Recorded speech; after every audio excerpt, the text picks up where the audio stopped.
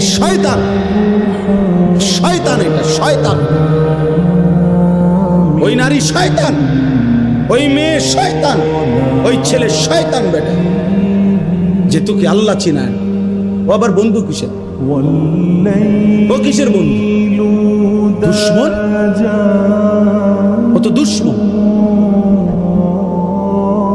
ও তো আদুব মুবিন, ও তো প্রকাশ্য শত্রু। এজন্য এটা খেয়াল করো।